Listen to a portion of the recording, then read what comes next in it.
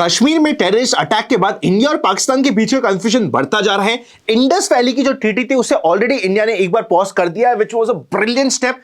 अभी रिसेंटली वापस से अपडेट्स आ रही है कि इंडिया और पाकिस्तान के बीच में बॉर्डर पे इवन फायर्स भी एक्सचेंज हुई है। तो अगर ये कंप्लीट सिचुएशन वॉर पे जाती तो स्टॉक मार्केट पे क्या इंपैक्ट होगा, इकोनॉमी पे क्या इंपैक्ट होगा, डिटेल में डिस्कस करते हैं। देखिए, इकोनॉमी की बात करी जाए तो तीन मेजर इंपैक्ट होंगे। सबसे पहले इन्फ्लेशन यानी कि महंगाई बढ़ेगी, बिकॉज जितनी भी एसेंशियल चीजें होंगी उनकी प्राइस बढ़ते जाएंगे।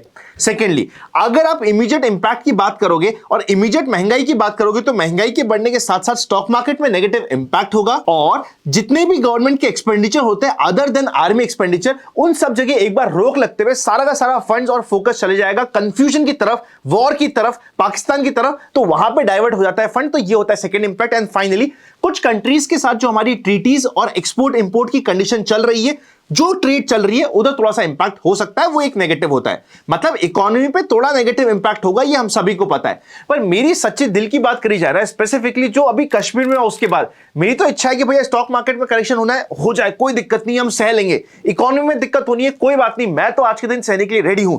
मेरी इनकम एक बार इंपैक्ट होगी, कोई बात नहीं, मैं आज के दिन सहने के लिए रेडी हूं। पर जो हमारे इतने सालों से, इतने डेकेड से हमारा सर का दर्द बना हुआ है पाकिस्तान, एक बार उसका सॉल्यूशन हो जाना, तो मैं तो यहां पे जो अभी इंपैक्ट होने वाला है उसको सहने के लिए पूरा रेडी हूं। स्पेसिफिकली जो अभी हुआ है कश्मीर में, उसके बाद तो खून ऐसा खोल रहा है कि मैं आपको क्या बताऊं। आपकी क्या ओपिनियन है इस कंप्लीट मैटर में, मुझे कमेंट करिएगा। पर मेरी तो ओपिनियन ये है, ऑल्दो मैं मार्केट का बंदा हूं, मार्केट पे नेगेटिव इंपैक्ट होगा, पर होता है तो हो, कोई बात नहीं, हम सह लेंगे, ये मेरी ओपिनियन है। पास्ट में क्या हुआ था स्टॉक मार्केट में, आ जाइए उसे भी देख लेते हैं। देखिए, इससे पहले जो इंडिया और पाकिस्तान के बीच की वॉर का कंफ्यूजन के रिलेटेड मैटर है, वो हमारे सामने था कारगिल का समय, जो 1999 में हुई थी। उस समय क्या हुआ था, जब ये एक्सपेक्टेशंस थी कि इंडिया पाकिस्तान की वॉर हो सकती है, उस समय मार्केट अपने टॉप से उस कंफ्यूजन के चलते चलते 13% का फॉल आ चुका था। मतलब जब वॉर डिक्लेयर नहीं हुई थी पर ये एक्सपेक्टेशंस थी कि वॉर हो सकती है, मार्केट करेक्ट हो रहा था।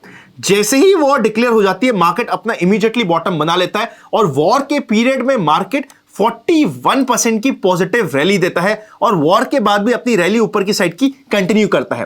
ये तो वही बात हुई ना जो भी हमारे कोविड में हुई थी। जब तक लॉकडाउन अनाउंस नहीं हुआ, मार्केट कंफ्यूजन में है, मार्केट करेक्ट हो रहा है। जैसे ही लॉकडाउन अनाउंस हो गया, वर्स्ट केस सिनेरियो, मार्केट ने डिस्काउंट कर लिया, मार्केट ने बॉटम बनाया और वहां से चलना स्टार्ट हो गया। तो यही हमें पिछली बार वॉर की सिचुएशन में भी देखा था, जो हमारे लिए इंपॉर्टेंट है। बाय द वे, अभी काम करने के लिए आपके पास डीमैट नहीं है, लिंक डिस्क्रिप्शन में है। इस कंफ्यूजन के पीरियड में अगर आप एसआईपी करना चाहते हैं, वो बेस्ट केस सिनेरियो होता है। तो एसआईपी ओपन करने के लिए आप हमारी टीम से कनेक्ट कर सकते हैं, जिसका फॉर्म का लिंक आपको डिस्क्रिप्शन में मिल जाएगा। इसके अलावा अगर हम बाकी सारी वॉर जो वर्ल्ड में हुई है मेजर, उनका पास्ट का डेटा देखें तो आपके सामने ये डेटा मैंने यहां पे प्रेजेंट कर दिया है और ये एसएनपी का डेटा है कि क्या हुआ है। अगर आप एक महीने की बात करोगे तो एक महीने में, मतलब स्टार्टिंग ऑफ द वॉर में, यूजुअली मार्केट में थोड़ा सा प्रेशर बना रहता है, मार्केट करेक्ट करता है।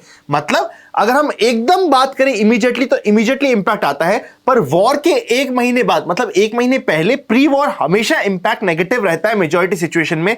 पर एक महीने बाद आप देखोगे तो सिर्फ कुछ गिनती की 30% कंडीशन है जहां पे मार्केट नेगेटिव था, वरना मेजॉरिटी सिचुएशन में जैसे ही वॉर डिक्लेयर होती है, उस डिक्लेरेशन के विद इन 1 मंथ मार्केट अपने बॉटम से 2% से लेके 15% तक पॉजिटिव उठ जाता है। यह हमारा पास्ट का सिनेरियो है। इन दी सेम वे, अगर हम रिसेंट अभी ईरान और इजराइल की कंफ्यूजन की बात करें, वैसे तो ये जो वॉर थी ईरान इजराइल की, बहुत लंबी स्ट्रेच आउट हो गई, मतलब वो कोई भी कंक्लूजन तक नहीं पहुंच पा रही थी। पर जैसे ही अनाउंस हुई थी, एक बार मार्केट डिप लिया और जितना जल्दी डिप लिया उतनी ही जल्दी वापस से जैसी चीजें सेटल डाउन होने लगी, बाउंस बैक कर गया। तो हमारा पास्ट का डेटा यह कहता है कि वॉर की सिचुएशन में जब तक क्लैरिटी नहीं आती कि वॉर होगी या नहीं होगी, मार्केट प्रेशर में रहता है, कंसोलिडेट करता है या फिर करेक्ट करता है। पर जैसे ही वॉर अनाउंस होती है, मार्केट को क्लैरिटी मिल जाती है, मार्केट वर्स्ट के सिनेरियो को डिस्काउंट करते हुए एक आधा हफ्ते में बॉटम बना के वहां से बाउंस बैक करने की प्रोबेबिलिटी इज वेरी हाई, जो हमने पास्ट में देखी है। तो ये डेटा हमारे लिए आने वाले समय में काफी यूजफुल हो सकता है। वीडियो अच्छा लगे तो लाइक करना मत जाइएगा। हमारी book the Indian stock market simplified को अगर आप बाय करना चाहते हैं तो लिंक डिस्क्रिप्शन में, लिंक को चेकआउट कर लीजिएगा। सी यू वेरी सून।